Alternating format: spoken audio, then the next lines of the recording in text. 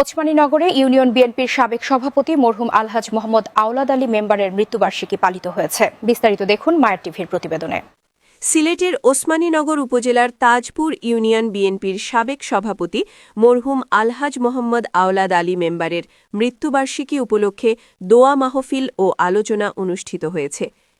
শুক্রবার বাদ জুম্মা উপজেলার কাশিকাপন্নস্থ মরহুমের নিজ বাড়িতে আয়োজিত দোয়া ও আলোচনা সভায় বিএনপি ও অঙ্গ সংগঠনের নেতাকর্মী এবং পরিবারের সদস্য, আত্মীয়-স্বজনসহ এলাকার ধর্মপ্রাণ মুসল্লিরা অংশ নেন। অনুষ্ঠানে বিশেষ মোনাজাত পরিচালনা করেন কাশিকাপন বায়তুল আমান জামে মসজিদের ইমাম ও খতিব মাওলানা আল আমিন। এর আগে মরহুমের স্মৃতিচারণ করে বক্তারা বলেন, মরহুম আলহাজ মোহাম্মদ আওলাদ আলী মেম্বার ছিলেন বিএনপির একজন আদর্শবান, ত্যাগী ও জনপ্রিয় নেতা। তার নেতৃত্বে দলীয় কার্যক্রম যেমন সুসংগঠিত হয়েছিল, তেমনি এলাকার সাধারণ মানুষের সুখ দুঃখেও সবসময় পাশে থেকেছেন তিনি। জাতীয়তাবাদী দল বিএনপি ও সমাজের জন্য তার অবদান অনস্বীকার্য। মরহুম আওলাদ আলী মেম্বার আজীবন বিএনপির আদর্শে অনুপ্রাণিত হয়ে এলাকার মানুষের কল্যাণে কাজ করেছেন। তার সততা ও নেতৃত্ব স্থানীয় রাজনীতিতে আজও স্মরণীয় হয়ে আছে। মোহাম্মদ আওলাদ আলী মেম্বারের মতো তার সুযোগ্য সন্তানরা বাবার আদর্শ ও রাজনৈতিক চেতনা ধারণ করে রাজনীতিতে সক্রিয় থাকায় তাদেরও ধন্যবাদ জানান বিএনপির নেতাকর্মীরা। সভা শেষে মরহুম আলহাজ মোহাম্মদ আওলাদ আলীর রুহের মাগফিরাত কামনা, দেশ, জাতি ও দলের শান্তি এবং মরহুমের পরিবারের সমৃদ্ধি কল্যাণে মোনাজাত অনুষ্ঠিত হয়। পরে পরিবারের সদস্য, অতিথি ও স্থানীয় মুসল্লিরা মধ্যাহ্নভোজে অংশ নেন। একই দিন বিকেলে তাজপুর ইউনিয়নের ১ নং ওয়ার্ড বিএনপি অঙ্গ ও সহযোগী সংগঠনের পক্ষ থেকে মরহুম আওলাদ আলী মেম্বারের পুত্র যুক্তরাজ্য বিএনপি নেতা জোবায়ের আহমদ ফুলন ও রুবেল মিয়ার যুক্তরাজ্য গমন উপলক্ষে বিদায়ী সংবর্ধনা প্রদান করা হয়।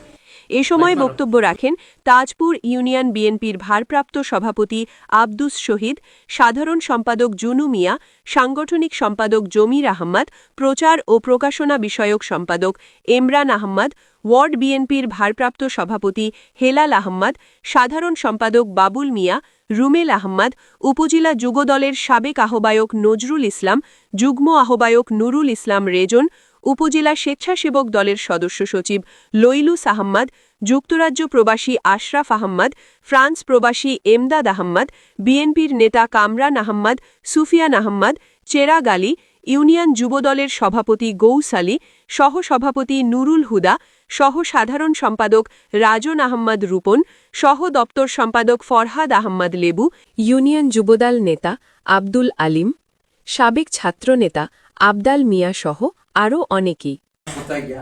তো আমার কথা হইলো, আমি ম্যাডামের উদ্দেশ্য করলাম, যদি ম্যাডামের দীক্ষা দেখেন আমার এটা, যে আমরা আসি আপনার পিছনে, বা লন্ডন আমরা অনেক কর্মসূচি করছি, অনেক আন্দোলন করছি আপনার লাগে। ইনশাআল্লাহ আপনারা আমরা বিপুল ভোটের মাধ্যমে আমরা সিলেট 2 আসন থেকে ফার্স্ট করে দেবো ইনশাআল্লাহ। সকল ভালো এবং বিশ্বরাতে আমরা ওনাকে ধানের শীষে ভোট দিয়ে জয়যুক্ত করতাম এবং প্রবাসীদের কাছ থেকে আমাদের সার্বিক যত ধরনের সহযোগিতা রয়েছে আমরা পাওয়ার আহ্বান জানাচ্ছি। এবং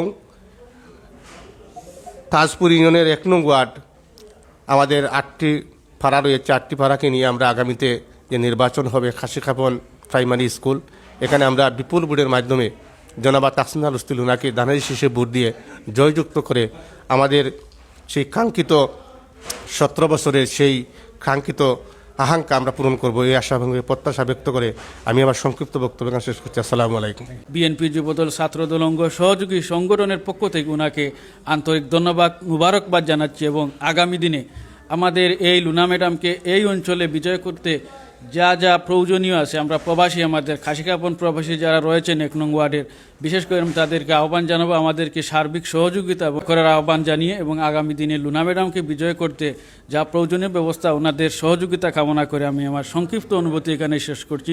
আমি জুবায়ের আহমদ ফুলনকে একথাই বলতে চাই যে আমাদেরকে সার্বিকভাবে সবসময় সহযোগিতা করবেন।